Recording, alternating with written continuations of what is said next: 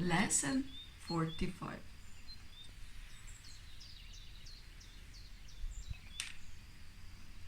God is the mind with which I think. Today's idea holds the key to what your real thoughts are. They are nothing that you think, just as nothing that you think you see is related to vision in any way. There is no relationship between what is real and what you think is real. Nothing that you think or your real thoughts resemble your real thoughts in any respect. Nothing that you think you see bears any resemblance to what vision will show you. You think with the mind of God. Therefore, you share your thoughts with Him as He shares His with you. They are the same thoughts because they are thought by the same mind. To share is to make alive or to make one.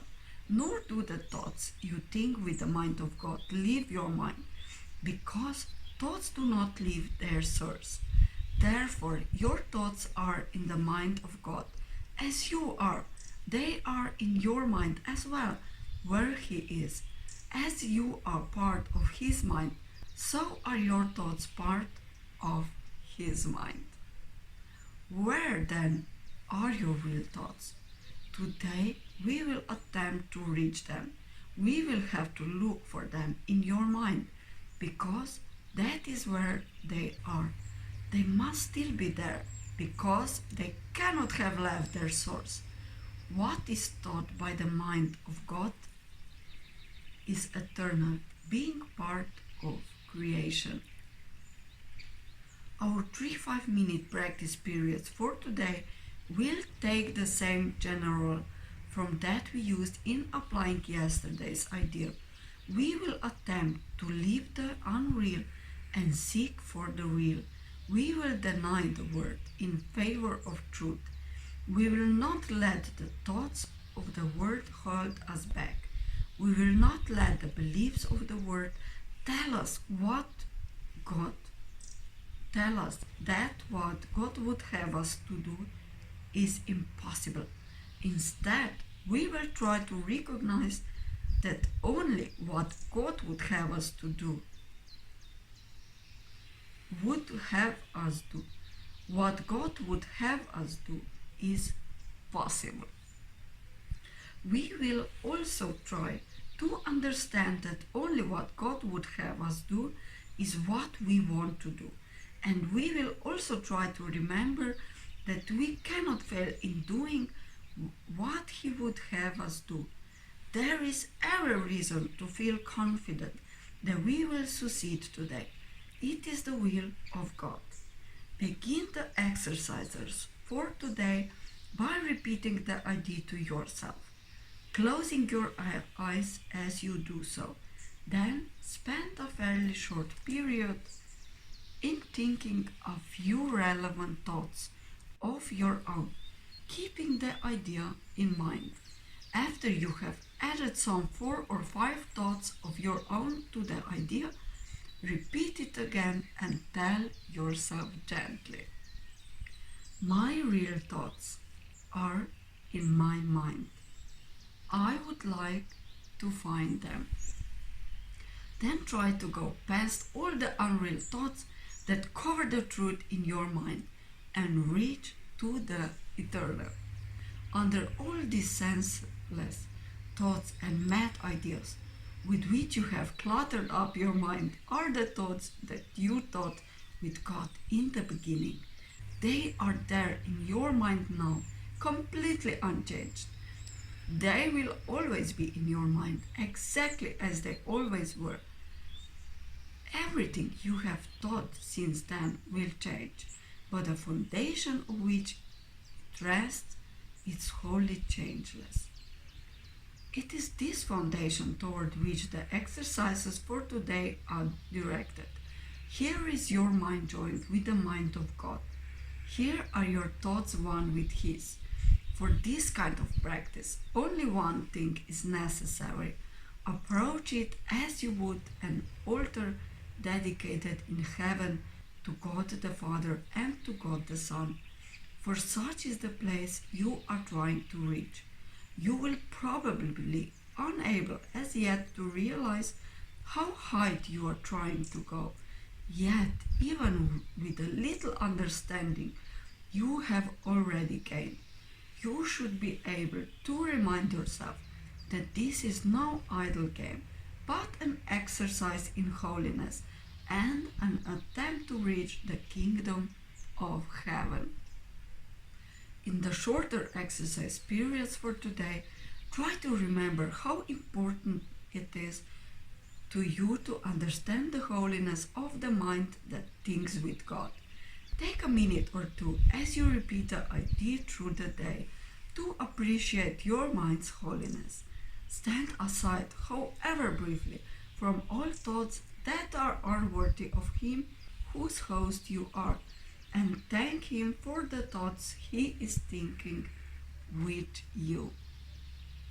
Lesson 45. God is the mind with which I think.